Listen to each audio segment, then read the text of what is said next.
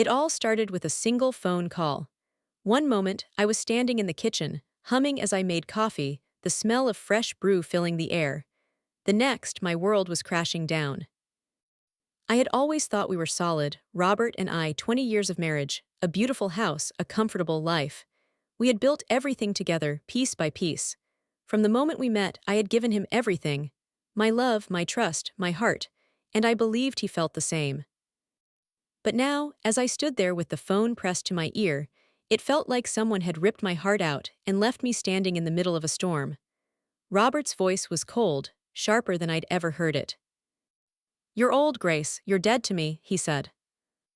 I froze, my hand trembling slightly as I held the phone. I thought maybe I had misheard him. It didn't make sense. He couldn't be saying this. "What are you talking about?" My voice sounded foreign to my own ears. "I'm done, Grace," he continued, the words coming out clipped like he was reading from a script. "I can't do this anymore. I've met someone else. She's younger, she's fresh. You're just not what I need anymore. I've already filed for divorce." I could feel the blood draining from my face. I wasn't sure if I was breathing. My hands were shaking, and I had to grip the counter to steady myself.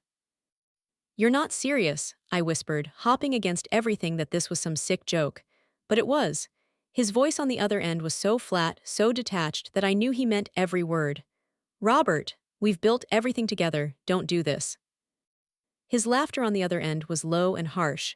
"We've built everything, yes, but I've changed. You haven't, you're stuck. It's over, Grace, I'm sorry." The words felt like knives cutting through me. I wasn't just losing him, I was losing my life. I had spent years working for this. I had put my everything into this marriage, into this home, and now it was all being ripped away like it meant nothing.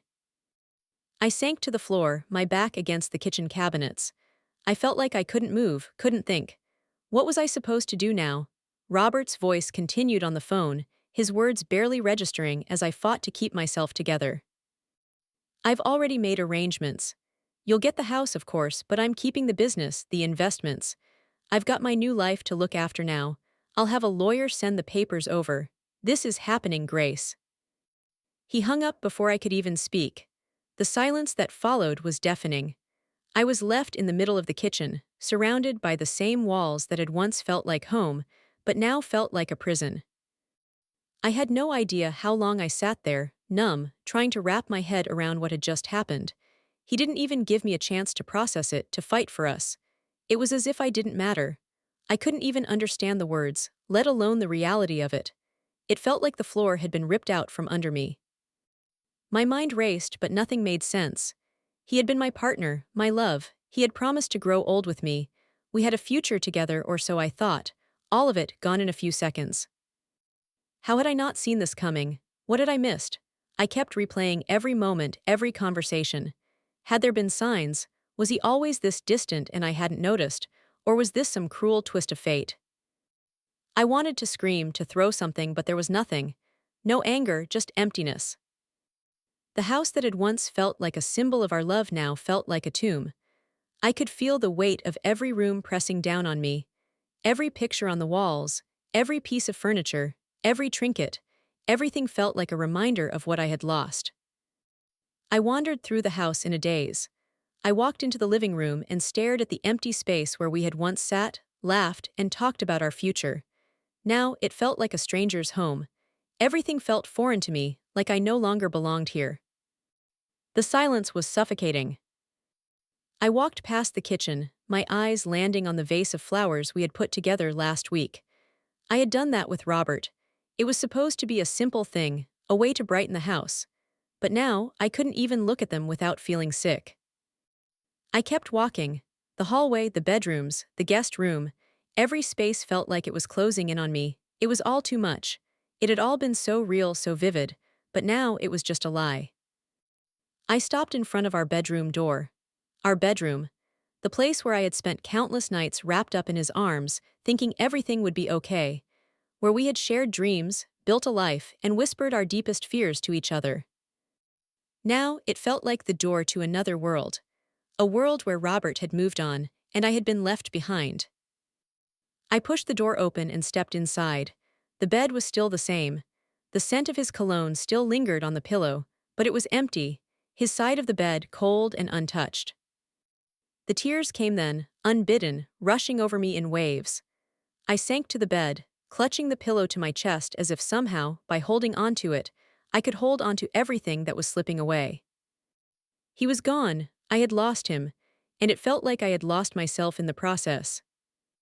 But just as I thought I couldn't go on, a small part of me, a quiet, defiant voice deep inside me whispered, "This isn't the end."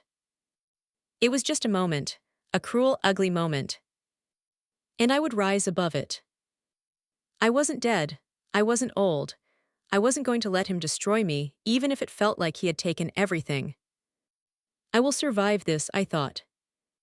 But I wasn't sure how, not yet. All I knew was that I wasn't going to stay on that floor forever. Not in that moment. Not in that dark, suffocating room. I couldn't. I had to find a way to rebuild. For me. For the woman I was, who still had a heartbeat, still had a soul, still had the fire inside her to fight for what she deserved. This wasn't the end. Not by a long shot. The days that followed Robert's cold betrayal blurred together in a haze of disbelief. I couldn't grasp the reality of what had happened. The world had shifted beneath my feet, and I was struggling to find solid ground. I thought I'd been prepared for anything, but nothing could have prepared me for this. I thought I knew my husband. I thought I knew my place in this life. But suddenly, I was left standing in the wreckage of a dream I had built for 20 years, and I didn't know who I was anymore. Our house, felt like a foreign land. Every room seemed to mock me. The kitchen, where I had spent countless hours preparing meals, making memories and planning for our future, now felt sterile and empty. The living room, once filled with laughter and comfort, was silent. Even the soft hum of the refrigerator seemed louder now, as if it too was questioning what had happened. I remember sitting on the edge of the couch one night, staring at the place where Robert had sat so many times before. The space beside me was empty. It felt like a hole had opened up in the fabric of my life, and no matter how hard I tried to fill it, I couldn't. I had reached out to friends. I had tried to talk to people, but somehow, their voices all felt distant, muffled. I couldn't explain what was happening inside me. How could I tell them that I felt like a ghost in my own life? How could I tell them that I didn't know who I was anymore, that the person I had been for so long no longer existed?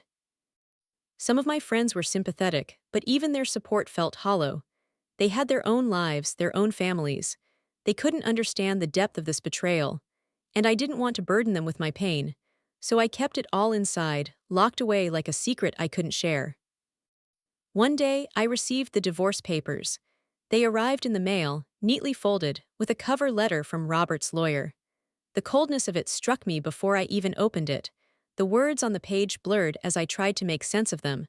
I skimmed through the legal jargon, feeling more and more detached from it all. But then I came across something that hit me like a punch to the gut. The settlement offer. Robert was offering me a fraction of what the house was worth. A fraction. I wanted to scream. I wanted to throw the papers across the room and rip them into pieces. But I didn't. I couldn't. I just sat there, staring at the numbers, feeling a hollow ache in my chest. It wasn't just about the money. It was about everything he was taking from me.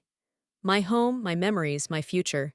It was as if he had erased me, and now he was trying to buy me off with a sum that meant nothing to him but everything to me. I tried to push the anger down, but it simmered beneath the surface, threatening to boil over. I spent the rest of the day packing the house, trying to make sense of the mess my life had become. Robert had moved on so easily, so smoothly. And here I was, still trapped in the wreckage, drowning in the weight of his words. I needed to get out of the house. I needed to escape the suffocating silence, the overwhelming memories of a life that no longer felt like mine. So I grabbed my coat and left. I didn't know where I was going, but I couldn't stay here, not in this house, not with everything it now represented. I ended up walking for hours. I didn't care where my feet took me. I just needed to move, to feel like I was still alive, still in control. The streets felt cold, distant, but they didn't hold the weight of a broken marriage, a shattered identity. For a little while, I could breathe. But even as I walked, I knew I couldn't escape it forever. I knew the pain would find me again, that the weight of everything would settle back onto my shoulders. And it did. That night, I returned to the house, only to be met by the emptiness once again. The house was still the same, but I wasn't the woman who had walked in here just weeks ago, smiling at her husband, planning their future. That woman was gone. She had died in the wake of Robert's betrayal. The loneliness began to creep in again, settling deep in my bones. I tried to watch TV to distract myself, but the sound of the screen was too loud, too abrasive. I couldn't focus. I couldn't keep my thoughts from racing. In the midst of my thoughts, my phone buzzed. It was a text message from Robert's lawyer, asking if I had looked over the papers. I stared at the screen for a long moment, my fingers trembling as I typed a response. "I've looked at them." And then nothing. I didn't know what else to say. What was there to say? I had already given him the best years of my life, and now he was taking everything else. But then, a part of me, the part I thought I had lost, began to stir. What if I didn't have to accept this? What if I didn't have to let Robert walk away with everything? I felt the tiniest spark of defiance, like a flicker of light in the darkness. I wasn't going to just let him win. I wasn't going to let him destroy me. I was better than this. I had more to offer than a settlement check, more than the remnants of a broken marriage. But the question was, how? How could I take control of my life again? How could I stand up to him, to everything he had done to me? I didn't have an answer, but I knew one thing for sure. I wasn't going to just lie down and accept it. The days that followed were filled with moments of numbness and clarity. I could feel the anger building, bubbling up inside me, threatening to spill over. But I held on to it. I let it fuel me. It wasn't enough to just cry, to wallow in self-pity. I needed to act. I needed to fight. I started making calls. I reached out to a real estate agent. I asked questions about the divorce process. I gathered information, even though every step felt like a new betrayal. It wasn't about getting revenge. It was about taking back what I could, about standing up for myself when no one else would. But even as I took these small steps, the weight of what Robert had done to me still loomed large. The house, the memories, everything we had built, it was all slipping through my fingers, and I couldn't help but feel the sting of humiliation every time I thought about it. Robert had discarded me so easily, like I was nothing. He had moved on without hesitation, without regret. But I was still here, still carrying the pieces of a life that no longer existed. The humiliation was suffocating. Every moment spent in the house felt like a reminder of my failure. It was a failure to see the cracks in our marriage, to ignore the signs, to trust him when he had already made up his mind. But then a thought crept into my mind, a thought that felt like a lifeline. What if I didn't have to let him take everything? What if I could bury this life instead? It was a radical idea, an insane idea. But in the midst of my pain, I realized something important. I didn't have to fight for what was already gone. I could walk away, but I could also bury it.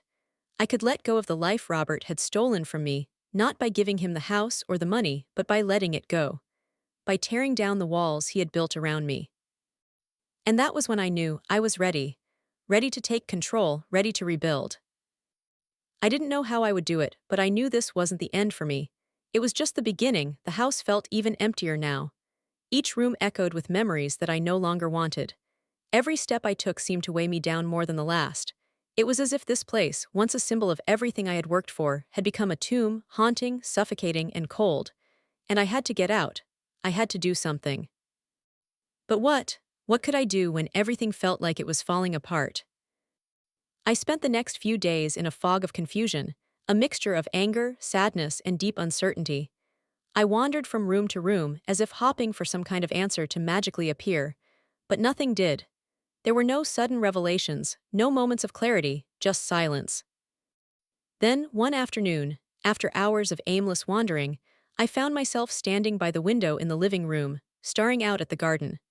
I had spent so many mornings out there with Robert, sipping coffee, talking about everything and nothing. The garden had once felt like our little piece of peace, a place where we could escape the world and just be. Now, it felt like a reminder of everything I had lost. I watched the wind blow through the trees, their branches swaying gently. The sky above was clear, almost painfully so. It felt like a world that had moved on without me, a world that didn't care about the wreckage of my life. That's when I saw it. The tree, The one Robert and I had planted together when we first moved in, a tiny sapling that we had nurtured into something strong and tall. It stood at the edge of the garden, its branches reaching high, as if it had its own life to live, despite the storms it had weathered. Suddenly, it hit me hard. That tree, it wasn't just a tree, it was a symbol of everything I had believed in, a symbol of the growth I thought we'd have together. But now it was just standing there, growing on its own, having endured everything and still reaching for the sky. That's when I realized something crucial. I had spent years building my life around someone else, someone who had walked away without a second thought. But I wasn't that tree. I wasn't just going to stand there, waiting for someone to water me to tell me I was worth something. No, I was going to take control of my own roots. I was going to grow, whether anyone saw it or not. The thought was terrifying, but it was also freeing. I wasn't going to lie down and let this happen to me. I wasn't going to be some helpless victim of Robert's decisions. I had spent too much time believing that my worth was tied to him, to our marriage, to this house. But now I understood. My worth wasn't tied to any of that. It was tied to me. But what was I supposed to do now? How do I take control when everything feels so broken? I left the house that afternoon, not knowing where I was going. I drove without any particular destination in mind, the road stretching out ahead of me like a blank page, waiting for me to write my own story.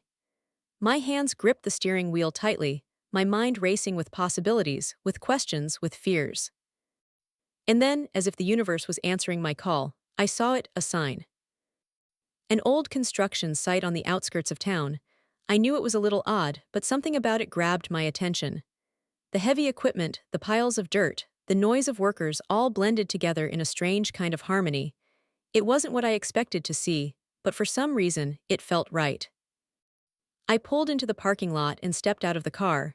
The workers didn't seem to notice me as I walked past them, toward the small office trailer at the edge of the site.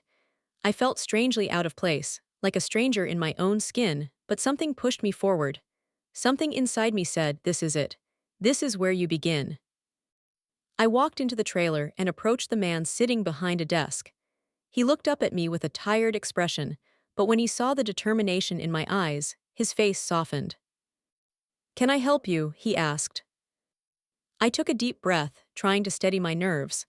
I wasn't sure what I was doing here, but I was certain I needed to take this step. I'm looking to do something," I said, the words coming out shakier than I had intended. "I need help. I need to rebuild." He looked at me for a long moment, his gaze thoughtful, then nodded. "Well, we're always open to new projects. You have a place in mind." For a brief second, I hesitated. I thought of the house, of the million-dollar home that had once been the center of my world, the house Robert and I had built together, the house I thought was our future. But I couldn't do it. I couldn't keep pouring my heart into that place, hoping it would give me something back. I needed to let it go. I needed to bury that life and build something new. I want to renovate," I said, surprising even myself with the confidence in my voice. "I want to turn it into something else, something that's just mine."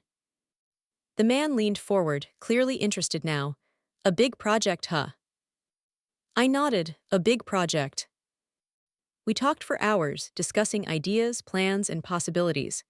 As I sat there, listening to the way he spoke about construction, about vision and design, I felt something inside me shift.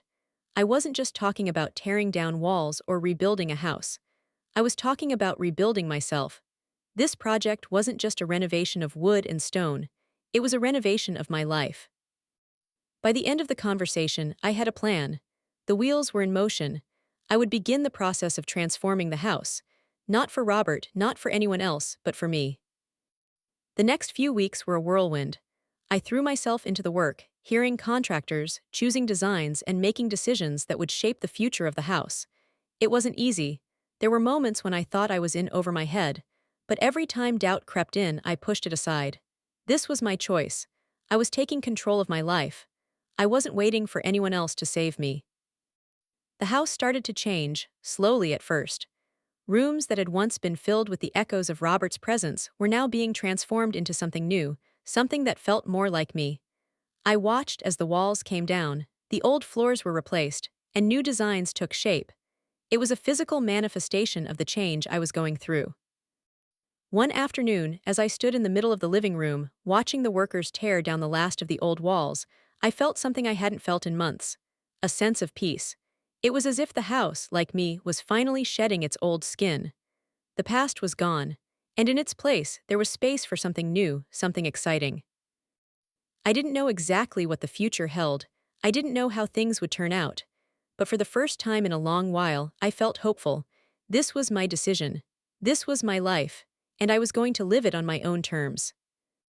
I took a deep breath and looked out the window at the garden. The tree was still there, tall and proud, reaching for the sky, just like me. I wasn't broken, I wasn't finished, I was only just beginning. And this time, I was in control. I remember the first time I stepped into the house after the renovations had started. The air was thick with dust, the sound of hammers and saws echoing through the walls, and the smell of fresh paint lingered. It was chaotic. It was overwhelming. But for the first time in months, I didn't feel like I was suffocating. I felt like I was living again.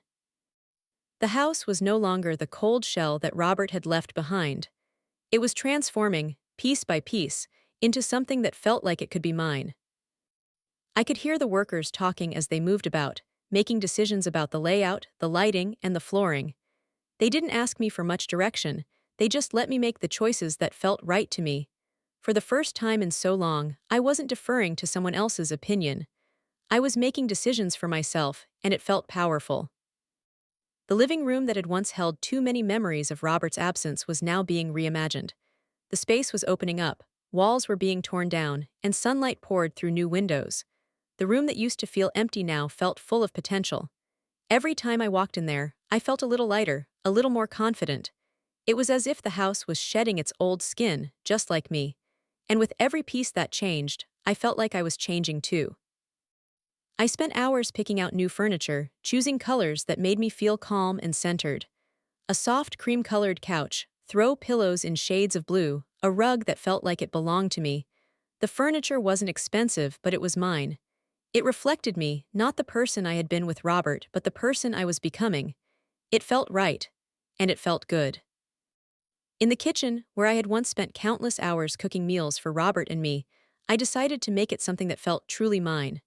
The counters were now sleek and modern, a far cry from the outdated wood panels that had been there before.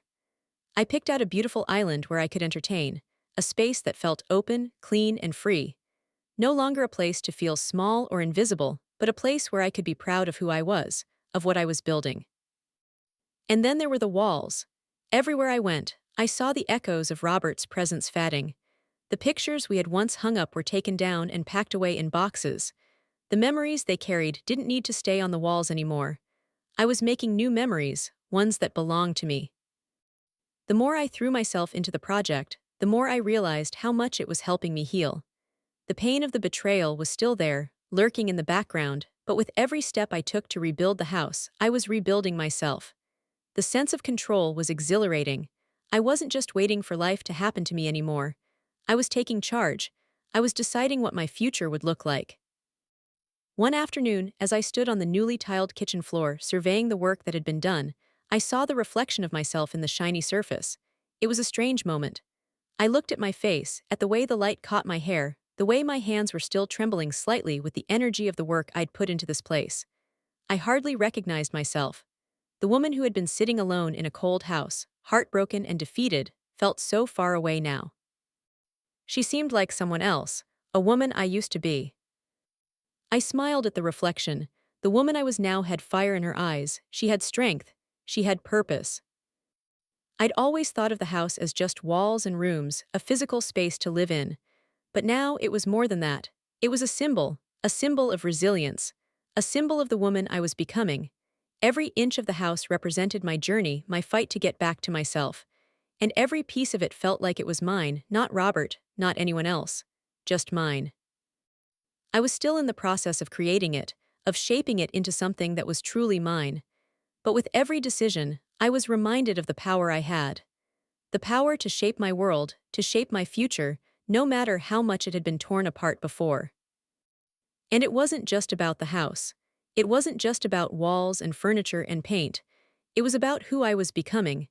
It was about how, step by step, I was starting to stand tall again. But as much as I was focused on the work, there was still one thing I couldn't escape: Robert. He was still out there, still living his life without a second thought. The first time I saw him after everything had started, I was in the middle of a meeting with the contractors.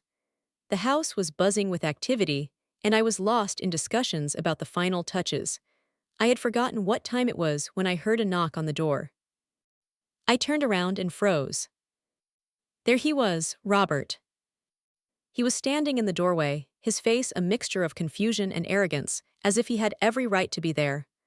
My heart skipped a beat, but this time there was no panic, no fear, just a strange calm that settled over me. He had no control over me anymore. "Grace," he said, his voice still the same as it had always been. I. I held up my hand. "I don't want to hear it," I said firmly. He blinked, surprised, but I could see the flicker of guilt in his eyes. For a moment, I thought he might say something else, try to explain himself, but I didn't let him. "You have no right to be here," I said, my voice steady. "You don't get to walk back into my life when it's convenient for you. You don't get to take things from me and then expect me to just let you back in. I've moved on." He opened his mouth to say something, but I stopped him again. "No," I said, my voice stronger this time.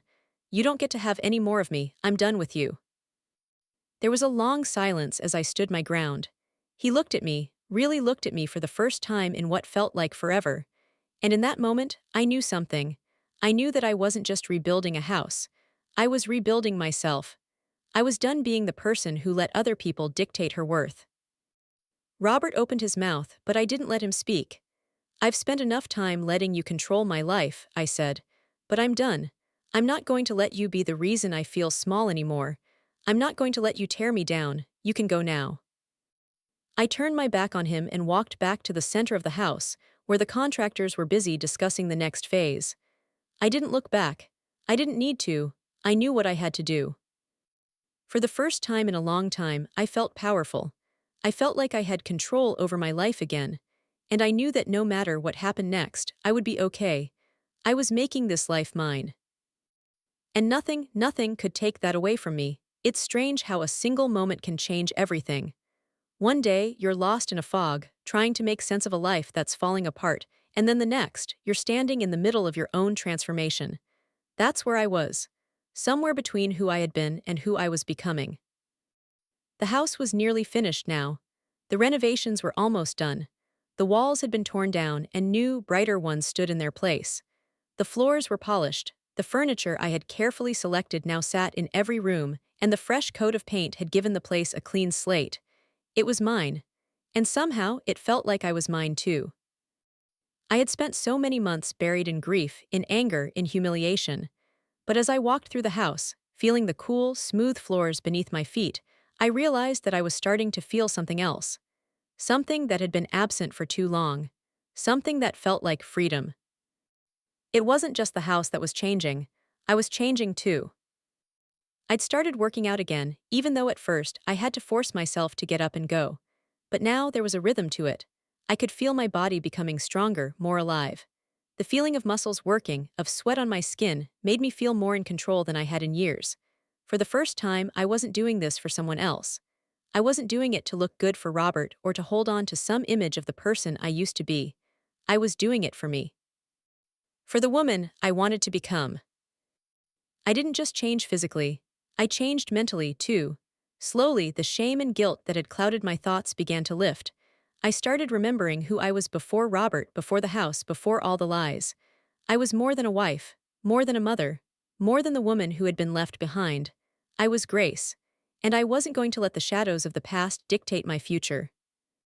But there were moments when the past still came creeping in. When I was alone, sitting on the couch in the living room, or lying in bed at night, the memories of Robert would slip into my thoughts uninvited. His face, his touch, the life we had once built. It wasn't gone, not completely. It lingered. And sometimes that hurt.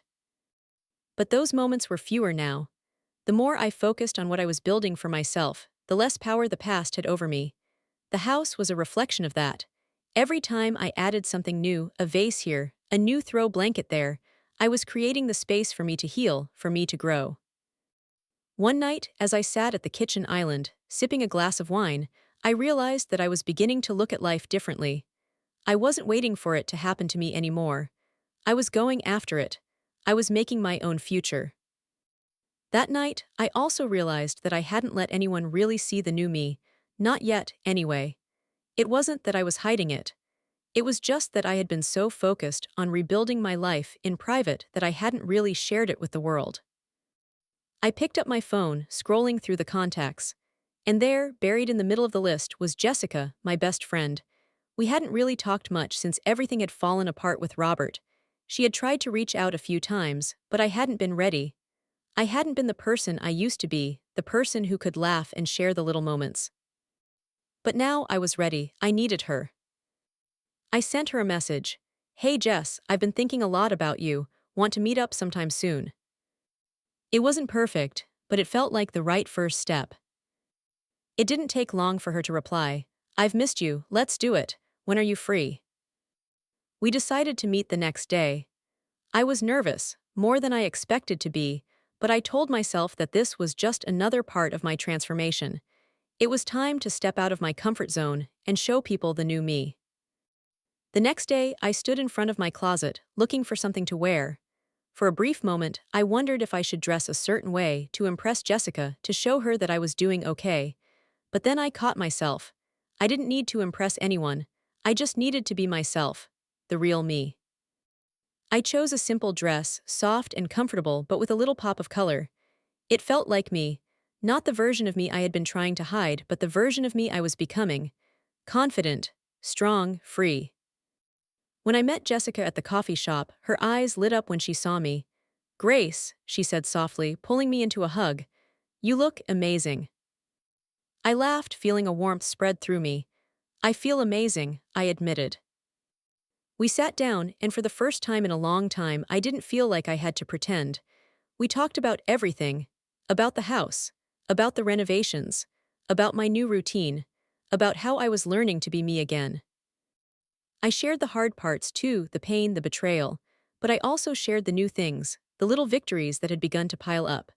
The first time I went to the gym and felt strong. The day I picked out the last piece of furniture and realized that I had done it all by myself. And how, every day, I felt like I was slowly stepping back into my own life. Not as Robert's wife, not as someone else's shadow, but as me. Jessica listened intently, her eyes warm and understanding. And when I finished, she smiled. "Grace, I can't even explain how proud I am of you. I've watched you go through hell, but now I see you coming out of it. You're doing it. You're living again." Her words hit me harder than I expected. It wasn't just that I was moving forward or that I was rebuilding my life.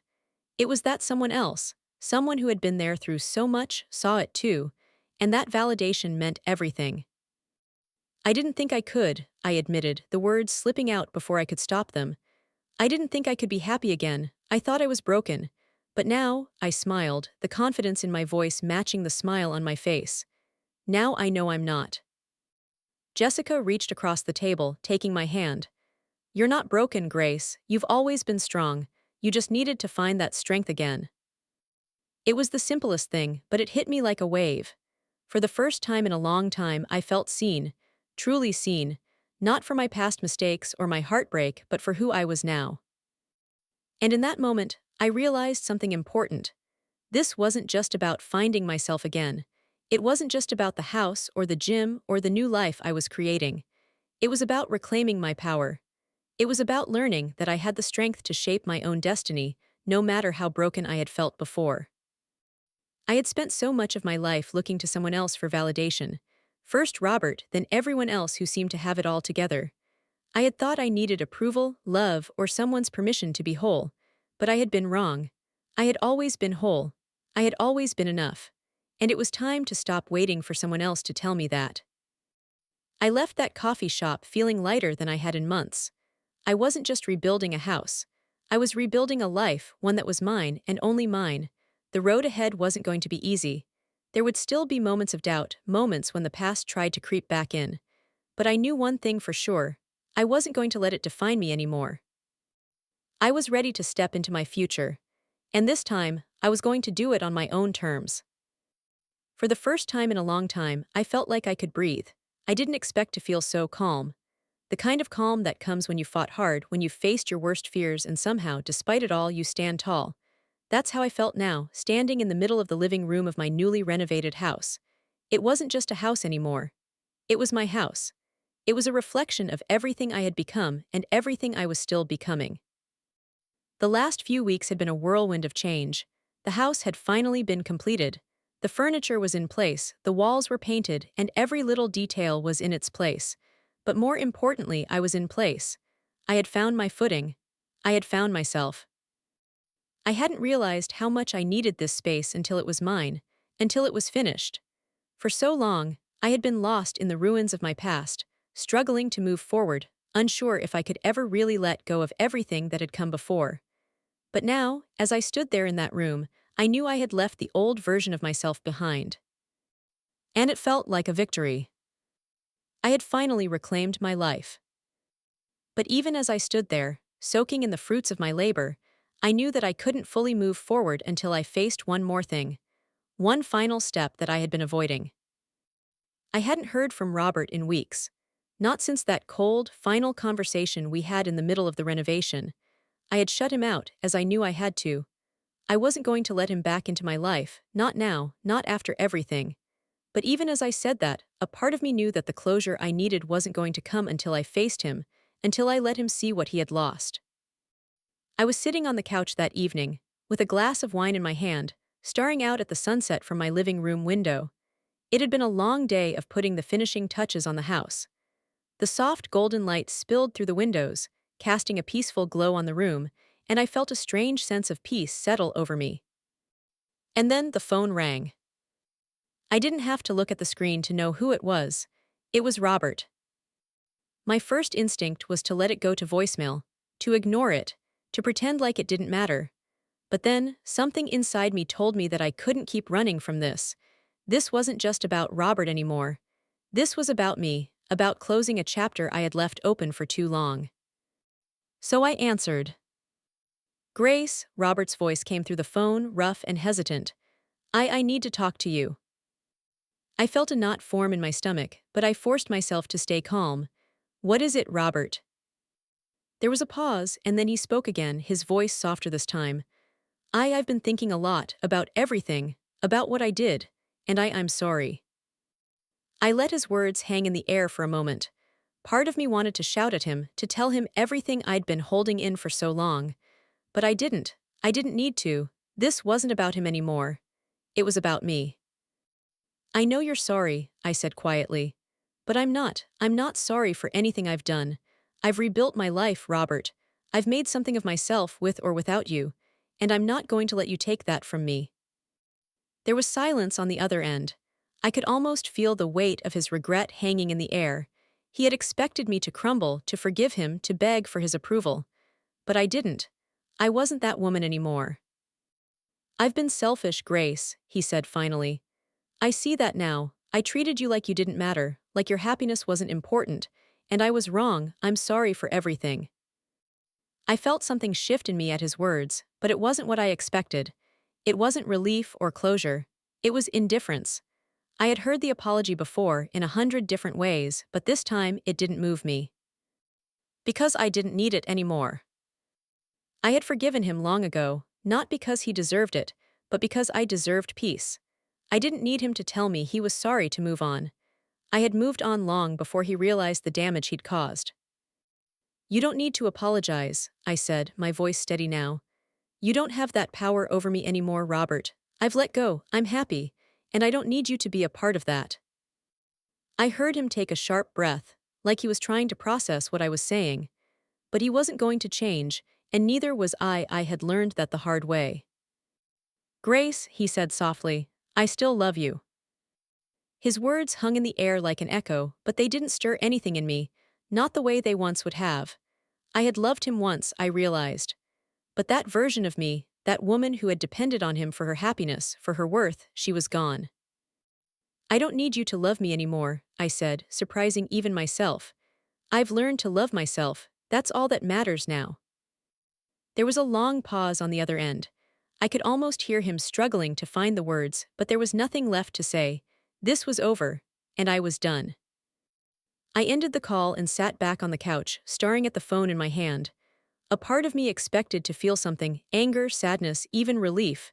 But I didn't. I felt nothing. And that was the best feeling of all. I had closed the door on that chapter.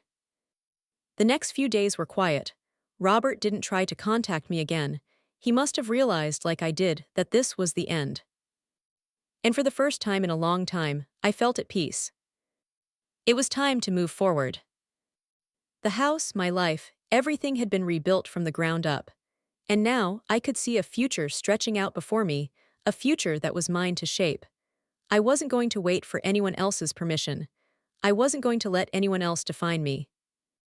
I took a deep breath, standing in the middle of the living room. It felt like a turning point, like the start of something new. I wasn't just surviving anymore, I was living. And nothing, no one could take that from me. This was my victory.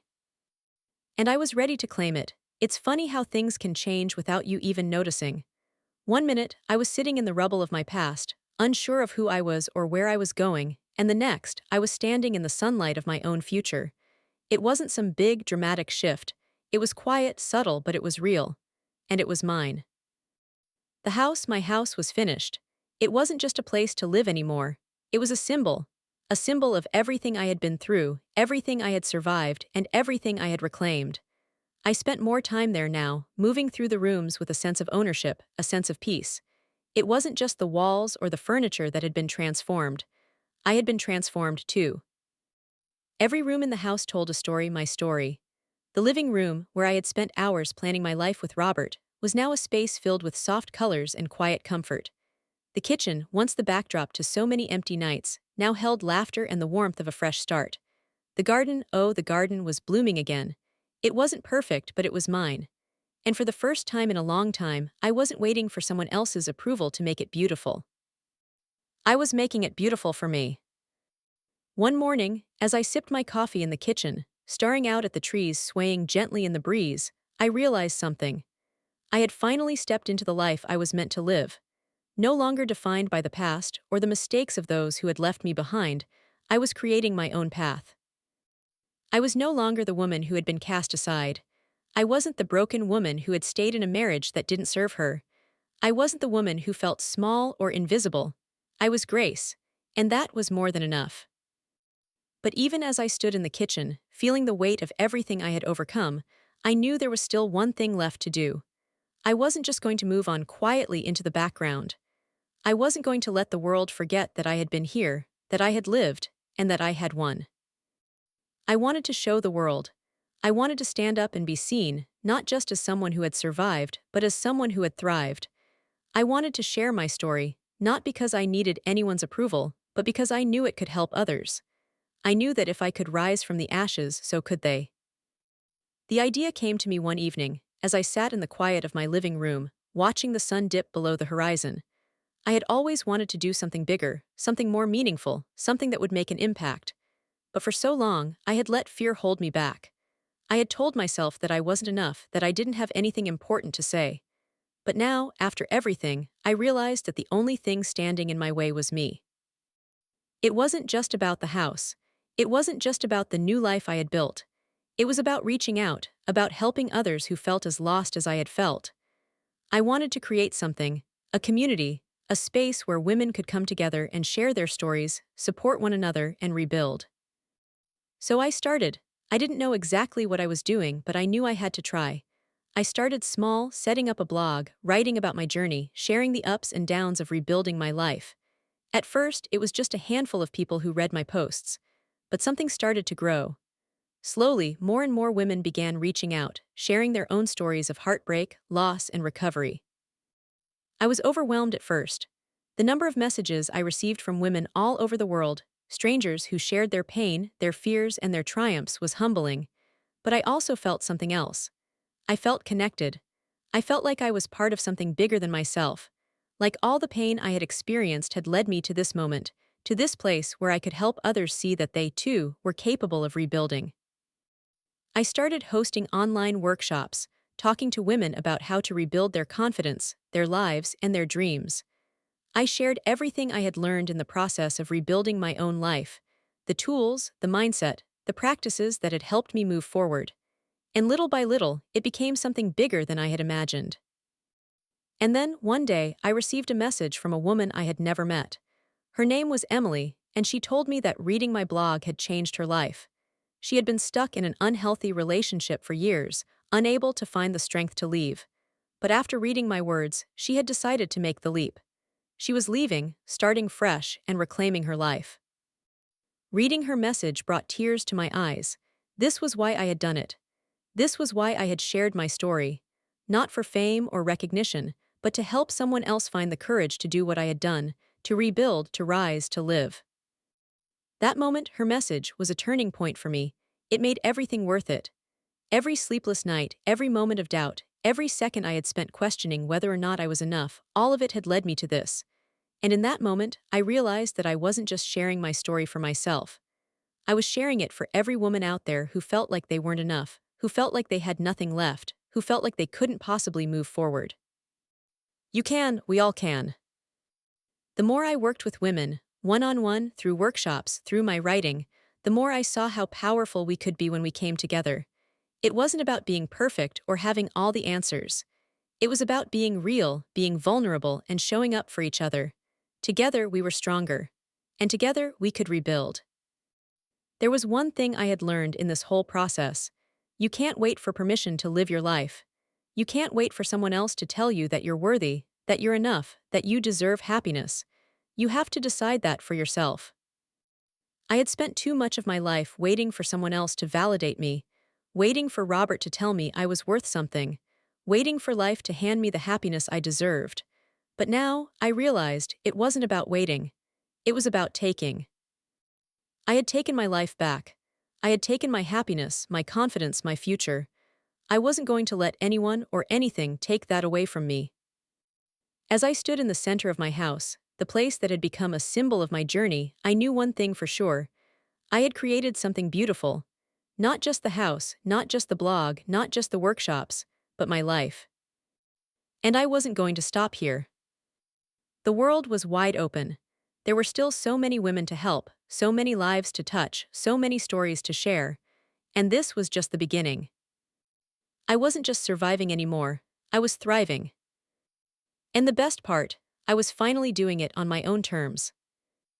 I wasn't waiting for anyone's approval. I wasn't waiting for life to happen to me. I was making it happen. And that, I realized, was the greatest victory of all.